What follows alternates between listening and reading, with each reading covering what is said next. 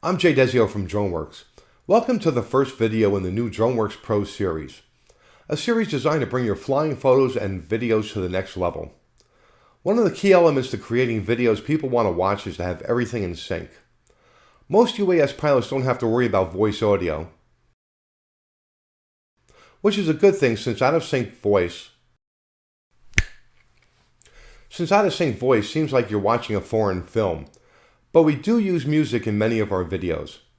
This video will discuss video and audio timing and how to time your cuts or transitions to music. Let's go!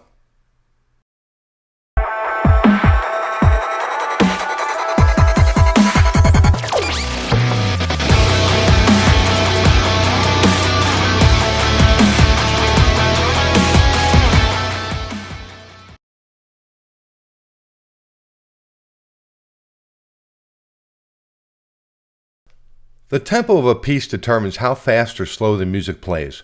The tempo is designated as beats per minute or BPM. 120 beats per minute is one beat every half second. The most common time signature is 4/4, which essentially means there are 4 beats per measure. I'm not going to get into depth on reading music. Quite frankly, the last time I had to read music, Nixon was president.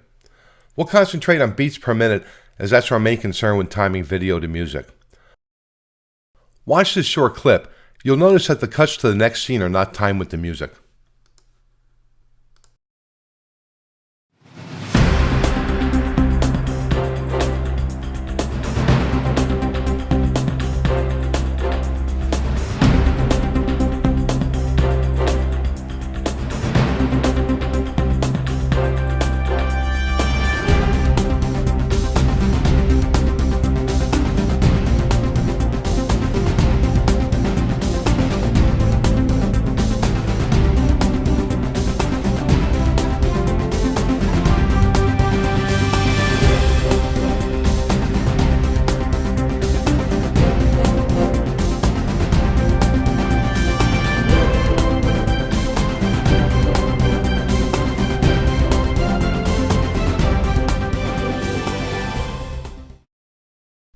Audio is displayed in the timeline in a graphical format called a waveform. The waveform displays the highs and lows, and a trained eye can see the beat in the waveform. Most of us can't, and we must rely on other tools to help us. The click track is a tool to help us see and hear the beat. Here's an example of a video with an audio waveform. It's difficult to determine the beat using the graph, as there's a lot of other high points besides the beat. Each video clip is represented by a colored rectangle. Notice the cuts are not in sync with the music.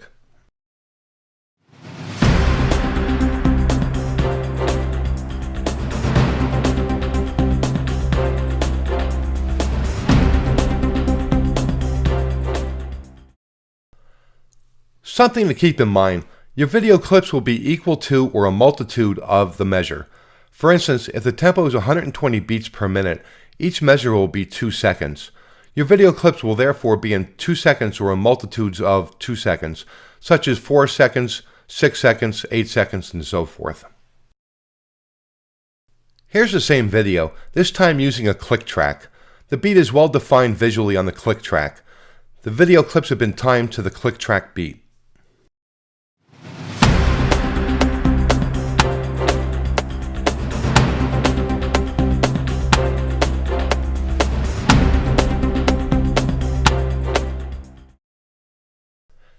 Here's a timeline in Final Cut Pro X. This timeline has 2 rows of video. They are the same clips, but timed differently to the music. Below the video clips is the music clip, and below the music clip is the click track. Notice the first peak on the click track is larger than the second peak. It also has a different sound during playback. The first peak is beat 1, and repeats after every beat 2, 3, and 4 in a 4-beat measure. We want the video to cut or transition on beat 1. The beginning and end of each video clip is highlighted in this demonstration for ease of viewing. The first cut in the top video is properly synced to beat 1. The bottom video is cut between beats and is not synced to the music. The bottom video needs to be adjusted 1.5 beats to be in sync. Here's everything you need to do to start using click tracks. The music service you use most likely provides the information on the music clips page. Find a website that has downloadable click tracks. I use Metronomer. The link is in the description. Enter the beats per minute provided by your music source. If the music clip does not specify a time, try 4/4. It's the most common time. Select the sound you want. Change the beats to reflect the time you need for the click track. It'll indicate the time according to the number of beats specified. Leave pan at center. When I generate the MP3, it automatically downloads using Chrome on my iMac. Your browser may vary. Let's add music to a video project and sync the video to the music using a click track. I've already done a rough edit of the clips I want to use. The next step is to add the music clip.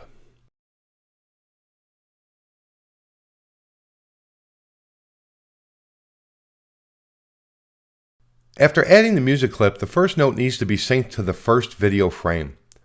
A quick test confirms the first note and frames are synced.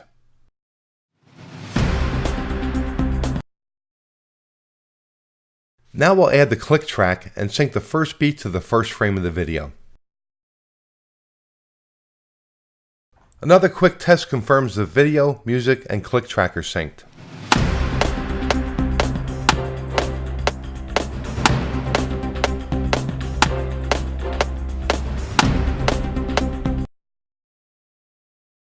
This process will be repeated for the end of each remaining clip. Editing in this manner requires that you have more footage in a clip than you intend to use. This will allow for expanding the video clip to reach the next first beat for a properly synced cut or transition.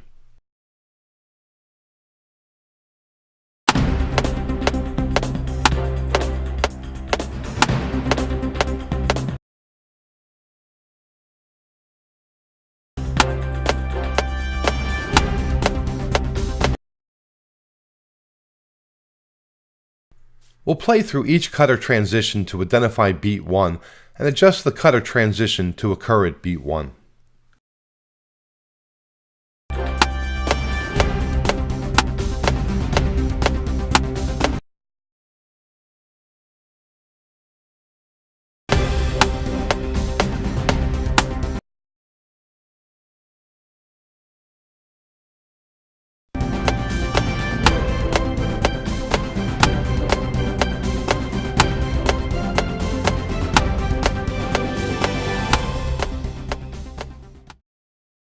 When you finish syncing your entire project, you can either remove the click track or simply disable it.